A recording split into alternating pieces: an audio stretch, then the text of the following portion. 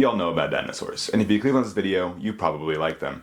Everybody knows the iconic Tyrannosaurus rex. It was one of, if not the largest theropod to ever exist, and it may still be with us if it wasn't for the massive rock. But there was a similar sized theropod that came way before the T-Rex's time.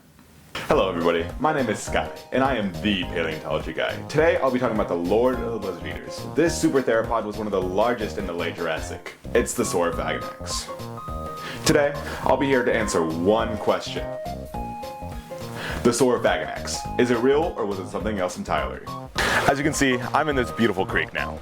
The Saurophagnax was no featherweight of a predator. It stood around 42 feet long and about 13 feet at the hip. The Saurophagnax lacked in weight compared to Rexy, with conservative estimates putting it around 3 to 4 tons, while liberal estimates put it around 6 tons. No matter the dinosaur's politics, it had a complete disadvantage compared to Rexy. Lengthwise, it rivaled the Rex, but when weight is brought in, the T-Rex takes the cake.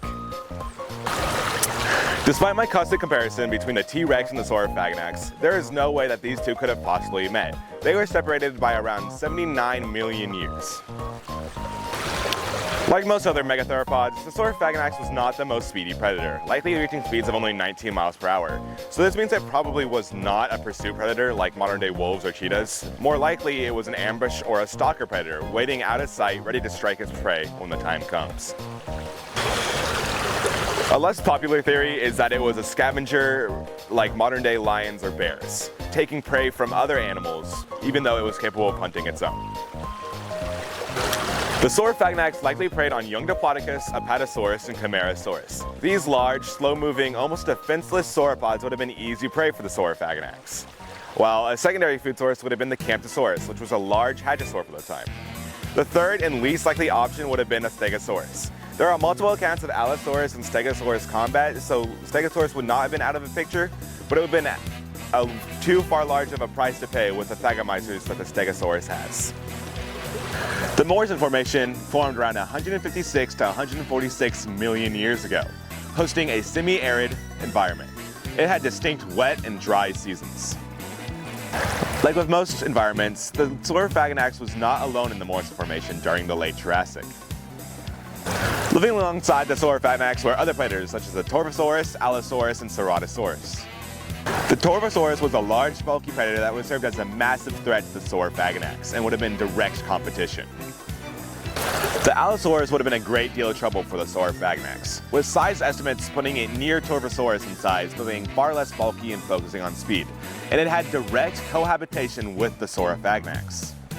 The Ceratosaurus was a much smaller theropod, with estimates being around 5 to 7 meters. They really served no threat to a fully grown Saurophagnax, but more so to the young Saurophagnax.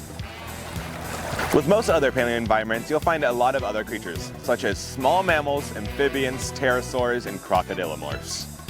The funniest part about the Saurophagnax to me is although it is the Oklahoma State fossil, we found it in the very edge of the Oklahoma Panhandle.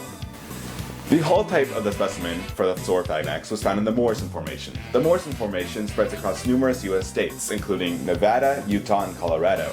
Included in those states is the very edge of the Oklahoma Panhandle, which is where we somehow found this fossil and named it the Oklahoma State fossil, when we barely even are a part of the Morrison Formation. So that really, to me, feels like we're just trying to find the coolest fossil and name it our state fossil, which they did choose a good one with the Saurophagnax. Now, while there are many fossils called the Saurophagnax, there are also many publications that are calling the Saurophagnax fossil a chimera. A chimera, in this case, is a bunch of fossils that don't exactly go together, but they look like they do. The reason that chimera can be formed are for multiple reasons, the two main of which are by accident due to the lack of technology or knowledge at the time, or on purpose to create a hoax. An example of a hoax is the Piltdown Man. The Piltdown Man was supposed to be an early humanoid fossil, but it turned out to just be a hoax for attention, money, and fame. Before we debate the theropod, let's dig into the history of the Saurophagnax. Alright, hello everyone. You can actually see what I'm seeing now. We're going to be catching frogs.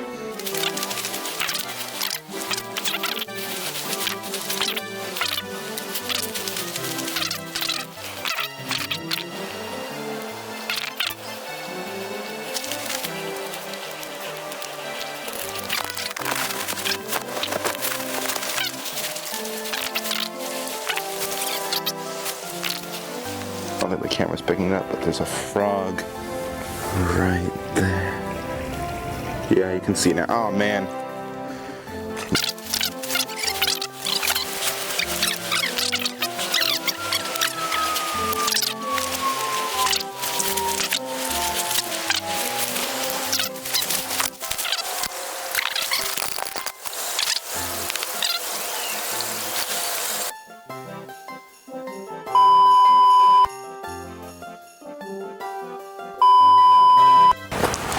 The Saurophagnax was first discovered in 1931 by John Willis Stovall in the panhandle of the one and only Oklahoma, which is where I am right now. Not the panhandle, but rather just the state of Oklahoma. It was given a name in 1941. However, its first name was Saurophagnax maximus, which was later changed because it was already given to a different animal in 1831. Just a fair warning, I'm not 100% sure what animal it was originally given to. I had found multiple sources that varied on the answer. During my research, I had found the beach kingfisher with a scientific name, Todirampus saurophagus. Though, according to Britannica, it was the great kiskadee with a scientific name, again, hold on, Patangus sulphuretus. But at one point it was named as the Saurophagnax sulphuretus, however you say it. So, take it as you will. The point still stands that the name Saurophagnax was already taken by a creature 100 or so years before it was named.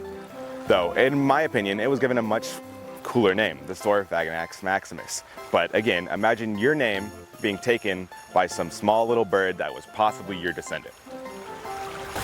It wasn't until 1995 that the name Saurophagnax maximus was set in stone. At least, it was until 2024 when one Andy Dennison published a finding that said that the Saurophagnax was a chimera fossil. One of the newer arcs, the holotype for the species, was so fragmentary that they couldn't tell if it was related to a sauropod or a theropod, and if anything, was a sauropod, likely a young juvenile Apatosaurus. This caused an uproar for Saurophagnax fans globally, including myself. Before Andy, the debate wasn't whether it was a sauropod or a theropod. Rather, it was, is it a Saurophagnax, a new species, or is it a bigger, more mature Allosaurus fragilis? Back in the 90s, the debate centered around what type of theropod the Saurophagnax was. Today, it was even debating if it even was a theropod to begin with. Okay, I've said holotype twice so far, and some of you may be wondering what that is. A holotype is basically a base fossil to represent a species. It can be used to go back and reference it for future discoveries. However, it does not have to be a fossil to be a holotype. For example, we have holotype specimens of modern day animals that are just complete skeletons. Just because we have some as complete skeletons does not mean that they always have to be a complete skeleton. They can be as small or fragmentary as the Saurophagnax neuroarch that we have. I'm saying we like I have it, but I'm just like a guy. I'm just a guy who likes the Saurophagnax. So, what does this mean for the Saurophagnax as a species? For all the Saurophagnax fans, it looks grim. As of now, the possibility of the species being what it is heavily criticized among scientists. We have the unknown Saurophagnax neuroarch, which was so fragmentary that we can't even tell if it was sauropod or theropod, and the other fossils that quote-unquote belong with it. These fossils, as dubbed by Andy Dennison, are now the Allosaurus anax.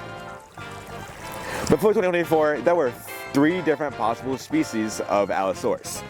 Allosaurus fragilis, Allosaurus, hold on, give me 1 second. I don't know if I'm pronouncing this right. Jamadsini, and Allosaurus europaeus. The Allosaurus anax is a 4th possible species. But just take it as you will, paleontology is an ever-evolving science, quite literally, with new discoveries being found every day. So this is the possible results as of February 2026. The way that these two could have met. They were separated by around 79 million years. Million.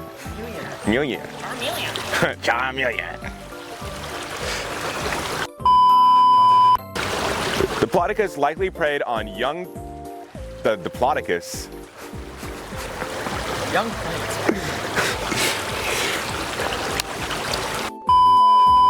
The formation was formed around 156 to 146 years ago, hosting a semi-arid environment, having distinct wet and dry seasons. That's why it feels out of place, but I have to put it in there. Did I not say that? 156, 146 years ago. Yeah, that wasn't even that long ago, for real. Dinosaurs were only a couple hundred years ago. Dinosaurs aren't even real, for real, if you think about it. They're all fake. Were put on Earth by Satan. Yes, it was Satan, and it's all government propaganda. They don't want us to know the truth, so they make dinosaurs. Is it working? Recording. Is it working? Is it working? What's up, guys? Okay. Again, if...